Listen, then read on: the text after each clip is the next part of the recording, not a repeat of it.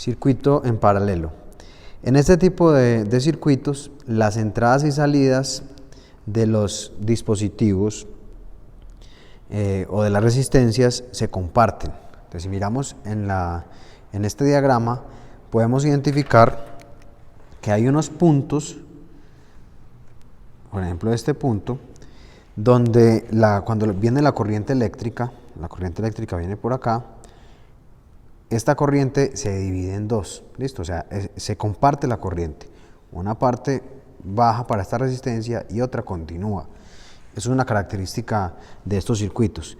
Los puntos de ingreso de la corriente y de salida son compartidos. Entonces acá hay otro punto donde la corriente también se divide, acá hay otro también, y acá vemos cómo vuelven y se unen, ¿listo?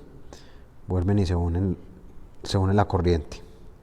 Entonces observamos que esa es su principal, las características que más nos sirven para identificarlo rápidamente, porque hay unos puntos donde la corriente se divide y luego vuelve y se une. Se divide en los puntos de ingreso de corriente y se unen en los puntos de regreso de la corriente, ya cuando va para la fuente de voltaje nuevamente. ¿Listo? Entonces eso tiene que quedar claro. Eso quiere decir entonces que la corriente total, esta podemos decir que la corriente total, por eso le puse la T, se va dividiendo. Aquí aparece la corriente 1, aquí aparece la corriente 2 y aquí aparece la corriente 3. Bueno, también podemos decir aquí, para identificarlo de una vez, que esto va a ser la resistencia 1, esto va a ser la resistencia 2 y esta va a ser la resistencia 3. Otra cosa importante, antes de empezar con las características de este circuito, es que si uno de las resistencias, uno de los dispositivos conectados en el circuito en paralelo falla, el circuito sigue funcionando. Entonces, si por ejemplo se desconecta la resistencia 2, se desconecta, se dañó, se quemó, el resto de resistencias o el resto de dispositivos sigue funcionando, porque recuerde que aquí previamente la corriente se dividió y por acá continúa, ¿listo? O sea, aquí se pierde, pero aquí continúa, entonces siguen funcionando. Y ese es un punto muy favorable de este tipo de circuitos. Ese punto es que el circuito sigue funcionando a pesar de que se dañe uno de sus componentes al estar conectado en paralelo. Bien, vamos ya con las características. Entonces, la primera característica, como ya les mostré, entonces como la corriente puede viajar libremente por todo el circuito a pesar de que se dañe uno o varios de sus componentes, podemos decir entonces que el voltaje va a ser igual en todas partes.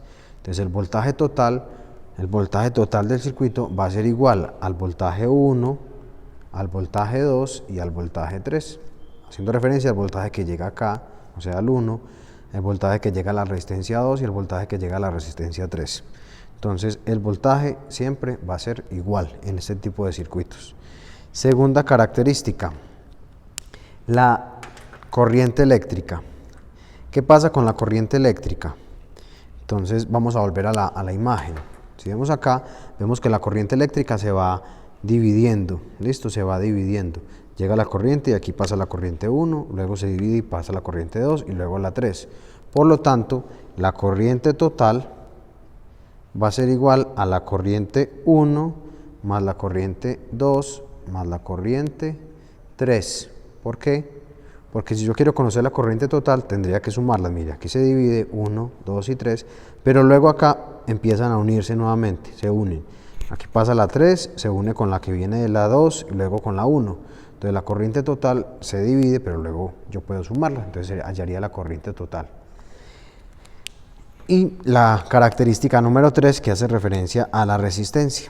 Para hallar la resistencia de un circuito en serie, vamos a utilizar una expresión que es la siguiente. Resistencia total va a ser igual a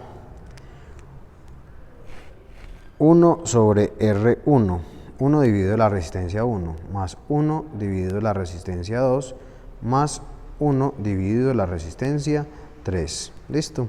Entonces, al hacer esta operación, dividir 1 entre la resistencia 1 y así sucesivamente con el resto de resistencias y luego sumar esos números, encontraría la resistencia total.